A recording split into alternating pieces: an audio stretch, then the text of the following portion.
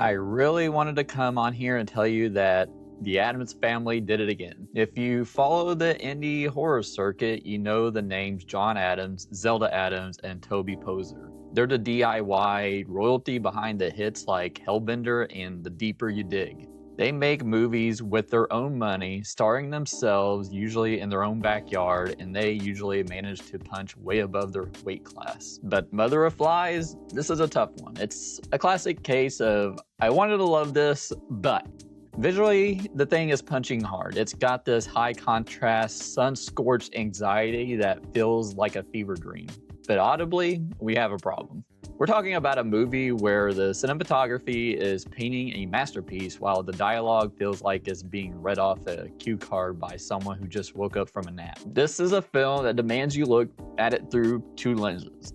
One that appreciates the sheer hustle of low-budget filmmaking, and one that wonders why nobody did a second pass on the script. So is Mother of Flies a hidden gem worth digging out of the stream, or is it just a stylish exercise in frustration? Let's talk about the body horror, the blinding lights, and the witch in the woods. In this spoiler-free review. At its core, Mother of Flies is a supernatural drama about the absolute worst-case scenario of the American healthcare system. We're following Mickey, played by Zelda Adams. She's young, she's terrified, and she's out of options. Her cancer is terminal. The hospitals have bled the family dry financially, and modern medicine has essentially shrugged its shoulders and said, good luck. Desperation makes you do wild things, so Mickey convinces her father, Jake, played by John Adams, to drive her deep into the rural woodlands of upstate New York. She's chasing a vision. She's dreamt of a woman named Solveig, a reclusive figure rumored to be the Death Worker. Now Jake is the audience surrogate here. He thinks this is insanity. He thinks they're driving into the middle of nowhere to hand over their last shred of dignity to a charlatan. But Mickey is driving the car, metaphorically speaking. She is looking for autonomy in a life that is rapidly slipping away from her. When they get to Solveig's place, the vibe shifts immediately. This isn't a bubbly 90s TV witch. Solveig, played by the matriarch Toby Poser, lives in a house that looks like the earth is trying to swallow it whole. It's covered in moss, choked by vines, and feels ancient, which I thought the set design on this part was fantastic. Solveig agrees to help, and she doesn't ask for money, which, given the subtext about healthcare debt, is a first red flag. She deals in death magic, necromancy. The idea is that you have to use the energy of death to fuel life. The conflict here is sharp. Mickey agrees to undergo 3 days of what you can only be described as a ritualistic torture, consuming fungal concoctions and enduring physical transformations. She sees this as her fight for survival, but Jake, the dad, just sees his dying daughter being tortured by a crazy woman in the woods. It's a pressure cooker setup. You have the external horror of the rituals, which is pretty visceral, and the internal horror of a father who is helpless to stop it because his daughter wants it. The stakes are literally life and death, but the question the movie asks isn't just, will she live? It's, what will be left of her when she does? Let's get into the nuts and bolts of how this machine actually runs, because Mother of Flies is a fascinating mess of contradictions. Let's start with the look, because this is where the movie is the most polarizing. The cinematography here is aggressive. And I don't mean fast paced, I mean literally aggressive to your retinas. There is a distinct stylistic choice to crank up the contrast up to 11. In the dark, candlelit scenes inside Solveig's moss-draped cottage, this works. It creates deep, inky shadows where the budget limitations can hide, and it makes the practical effects pop. But in the daytime scenes, you might genuinely need to watch the movie with sunglasses on. It is just completely blown out. It's scorched earth. I felt like I was staring directly into a halogen bulb for 90 minutes. And it's a aesthetic choice, sure, but it becomes exhausting. It stops feeling like atmosphere and starts feeling like a calibration error. However, credit where credit is due. The blocking and the composition are surprisingly sophisticated for a shoestring budget. The opening scene, which I won't spoil, absolutely sold me. It's confident. It doesn't feel like a friend's backyard movie. It feels like cinema.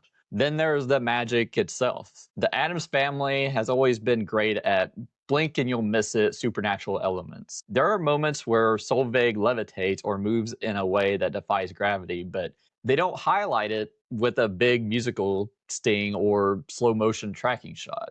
It just happens in the background or the corner of the frame. It's uncanny. It makes the witch feel dangerous because she isn't performing for the camera. She just is magic. But we have to talk about the audio components, specifically the dialogue and the delivery. This is where the movie really struggles to keep its head above water. The acting is a mixed bag, to put it politely. Toby Poser playing the witch Solveig is the MVP. She understands the assignment perfectly. She carries the weight of the film almost entirely through her presence. She has this weathered, intense look that tells you everything about her tragic history without her needing to utter a word. She is terrifying and sympathetic all at once. Zelda Adams as the daughter, Mickey, is fine. She does the job. She sells the physical pain of the cancer and the rituals well enough. But she sort of takes a backseat to the spectacle of the magic. Then we get to the dad, John Adams. And look, I respect the multi-hyphenate hustle, directing, writing, acting,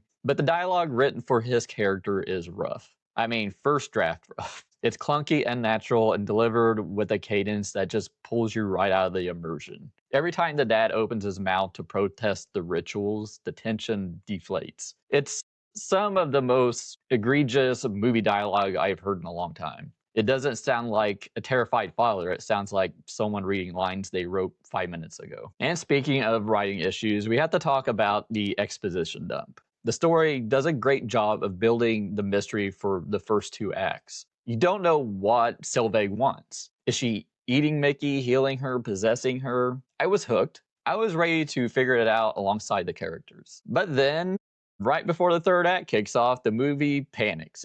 They introduce a hotel clerk character who basically stops the movie to explain the plot to the audience. It's clumsy. It takes all the carefully built tension and just deflates it with a monologue. It leads to a reaction of okay instead of oh my god. It's a cardinal sin of mystery writing. Don't tell me the answer in a monologue. Just show me the answer in horror. So where does that leave us? Mother of Flies is a film with a killer premise and a distinctive visual identity that sometimes hurts to look at. I mean, the contrast is so high, it literally hurts to look at. It has moments of genuine folk horror brilliance, particularly in how it depicts the cost of magic and the brutality of illness. The practical effects, the body horror, the fungal texture of the film, it's all charming in that rough around the edges indie way. But it is hamstrung by a script that needed another polish or central performance that doesn't quite land the emotional beats.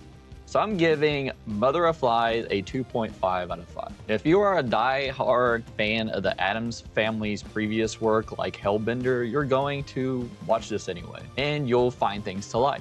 If you're a general horror fan looking for the next big scare, you might find the pacing and the dialogue too much of a hurdle. If you want to get knee-deep in the spoilers, check out my ending explain video on Mother of Flies. If you watch Mother of Flies, let me know what you thought of it down in the comments below, and let's keep it spoiler-free. If you enjoyed this video, hit that like button and consider subscribing or joining our YouTube memberships. And I'll see you in the next one.